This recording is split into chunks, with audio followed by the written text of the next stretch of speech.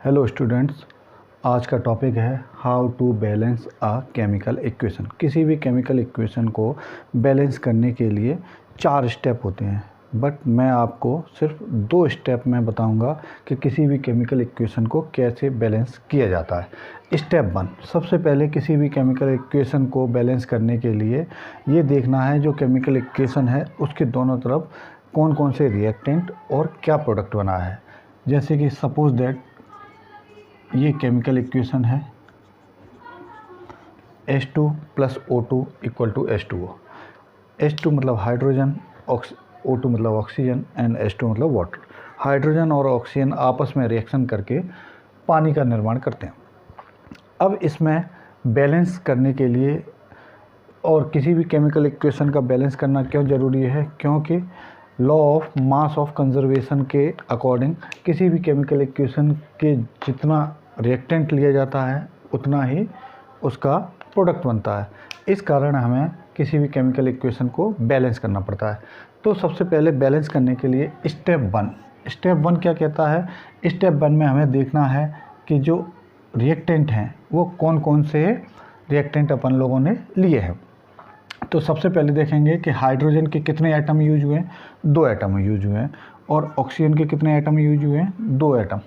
और इसी तरह से इधर देखेंगे तो हाइड्रोजन के एटम कितने हैं, 2, और ऑक्सीजन का कितना है, 1। तो किसी भी केमिकल इक्वेशन को बैलेंस करने के लिए सबसे पहले हमें देखना पड़ता है कि दोनों तरफ जितने एटम्स लिए गए थे उतने ही एटम हैं या नहीं है। अगर कम है तो हमें उस केमिकल इक्वेशन को बैलेंस करना पड़ेगा। तो सबसे पहले बैलेंस करने के लिए अपन देखेंगे कि इधर हाइड्रोजन के कितने हैं, 2 इधर 2 है, यानी कि हाइड्रोजन बैलेंस है। बट ऑक्सीजन इधर 1 है, इधर 2 है। तो ऑक्सीजन को बैलेंस करना पड़ेगा। ऑक्सीजन को बैलेंस करने के लिए कभी भी किसी भी केमिकल इक्वेशन में जो प्रोडक्ट है और जो रिएक्टेंट है उसके पीछे किसी भी तरह का कोई भी घटाना या बढ़ाना नहीं कर सकते, क्योंकि रिएक्टेंट का एक केमिकल फार्मूला होता है और उस फार्मूले को नहीं बदल सकते। अपन को जब भी कभी किसी भी केमिकल इक्वेशन को बैलेंस करना है तो उसके आगे कुछ भी लगाएंगे और इसी हिसाब से उसको बैलेंस किया जाएगा। तो इस तरह से बैलेंस करने के लिए सबसे पहले देखेंगे कि हाइड्रोजन और ऑक्सीजन के 2 मॉलिक्यूल हैं। इधर ऑक्सीजन के 2 मॉलिक्यूल करने के लिए क्या करेंगे, आगे 2 लगा देंगे। तो इस तरह से 1 × 2 = ऑक्सीजन के 2 मॉलिक्यूल हो गए, बट हाइड्रोजन के 2 × 2 4 मॉलिक्यूल हो गए। इस तरह से देखेंगे तो अब हाइड्रोजन के मॉलिक्यूल 4 हो गए उधर, और इधर 2 ही है। तो इस 2 को करने के लिए 2 से मल्टीप्लाई कर देंगे। इस तरह से अब देखेंगे कि दोनों तरफ जितने भी एटम्स थे हाइड्रोजन के और ऑक्सीजन के वो बैलेंस हो चुके हैं।